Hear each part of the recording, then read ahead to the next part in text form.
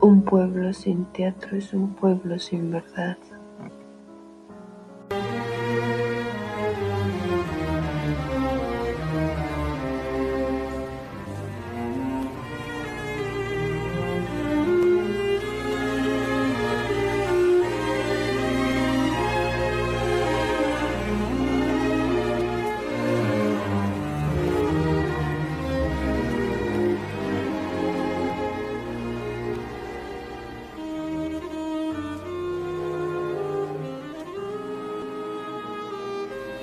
Lo que distingue al teatro de las artes que en realidad asocia, armoniza y resume es el poder de fascinación.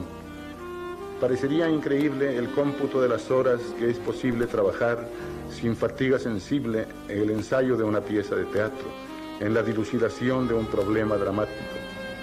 Todo ensayo es un movimiento para pasar de la sombra a la luz, de lo leído a lo vivo, de lo artificial a lo real. Y nada hay que fascine como los azares a que ese movimiento está sujeto. Ninguna angustia es más sutil ni ancestral en el hombre como no sea el acto de nacer. Actuar es, en rigor, un nacimiento. Entre conversaciones y silencios, lenguas de trapo y de ceniza, entre el roce de maderas, ojos de papel, dilaciones, movimientos del día, Rodolfo Usigli descubrió el teatro.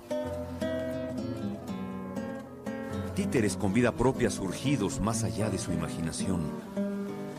Cuerpos que imitaban su infancia, sus deseos.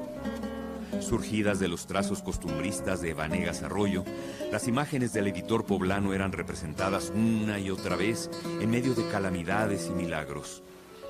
Calaveras, caballos, bailes populares eran invitados por voces desconocidas a abandonar su vida y vivir otra. La vida imaginaria de héroes o villanos en la mágica dimensión de la infancia.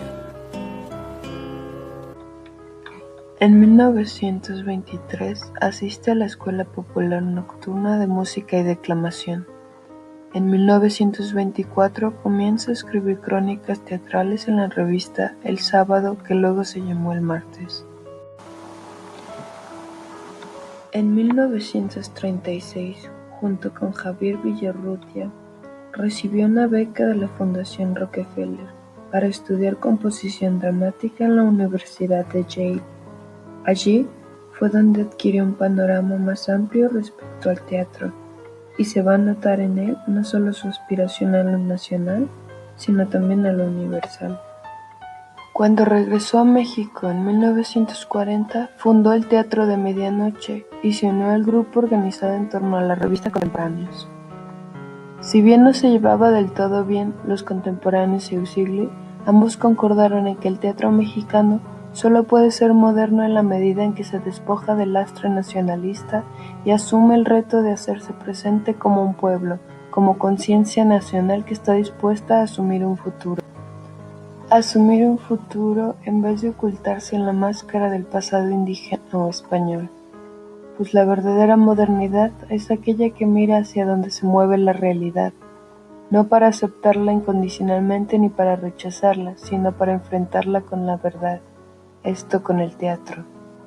Su más grande influencia será el dramaturgo noruego Henrik Ibsen, creador del realismo moderno, y tendrá por admirador al dramaturgo irlandés Bernard Shaw. Usigli es considerado el padre del teatro moderno mexicano, autor de Corona de sombras, Corona de luz, El niño y la niebla, La familia cena en casa, entre otros. Fue dramaturgo mexicano que llevó a cabo una completa renovación escénica en el país. Abordó el teatro desde las más variables actividades, piezas inseparables de una realidad nacional. Su trabajo y técnicas teatrales inspiraron a toda una generación de dramaturgos, desde Carballido y Barbengoitia hasta... Escrita en 1938 y estrenada 9 años después, marca un hito en la historia del teatro mexicano. De acuerdo a los críticos teatrales, el gesticulador planteó un viaje interno y vital de cada uno de sus protagonistas, en el camino de lograr la verdad. Sin embargo, su protagonista se encuentra también con la idea de debatirse en el dilema entre la mediocridad de su vida o el heroísmo de su actitud como un héroe de la Revolución Mexicana. Sin embargo, su autor logra que en algún momento se desdibuje esta injuria y se reste importancia, simplemente para reflexionar sobre la capacidad humana de trazarse altos ideales y vivir para ellos, logrando a su vez llevar una historia local y netamente mexicana a un tema universal inherente al ser humano. César Rubio, profesor universitario de historia junto con su familia, regresa a su pueblo natal luego de haber perdido el empleo en la capital. Sus hijos Miguel y Julia le reprochan su fracaso y que a causa de ello deben ahora enterrarse en ese pueblo oscuro y desierto. La oportunidad no se hace esperar y esta llega en la persona del profesor Oliver Bolton, un norteamericano también historiador. César Rubio pone en juego con astucia sus conocimientos y aprovecha el hecho de ser homónimo de un caudillo de la Revolución Mexicana, misteriosamente asesinado años atrás, para confundir y sorprender al gringo interesado en la historia de México. Para ello, César desmiente la muerte del revolucionario y se hace pasar por él. Bolton exige pruebas y en cambio le dará una remuneración. Este acepta y se hace partícipe. A partir de este momento el protagonista empieza a vivir una crisis de doble personalidad, un dualismo que oscila entre su individualidad de profesor fracasado y la de un héroe popular. La angustia de Elena, su esposa, los sentimientos amorosos de Julia y la confusión de Miguel, que no alcanza a comprender la conducta de su padre, forzan la situación, la cual llega al clímax cuando César Rubio se identifica plenamente con la personalidad del homónimo.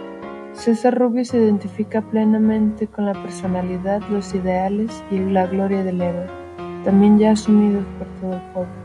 Al final se entabla una lucha política contra el general Navarro.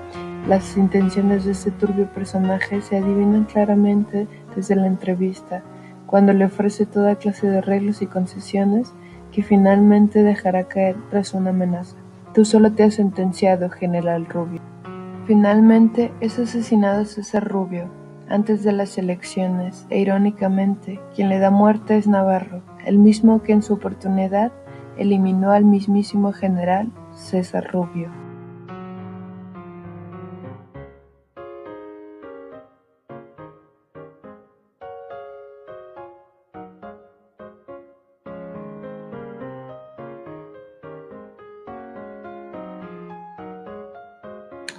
El realismo de Usigli no pretende salvar al hombre ni a la sociedad, sino solamente al teatro mexicano, un teatro que afirma su estrecha relación con el hombre y el tiempo en que vive México. En esta obra, Usigli nos demuestra el profundo conocimiento de la sociedad en que vive. Al mismo tiempo, con ella, tal parece que nos dice, detestables los tiempos que vivimos en que reina el fraude, el engaño y la malicia.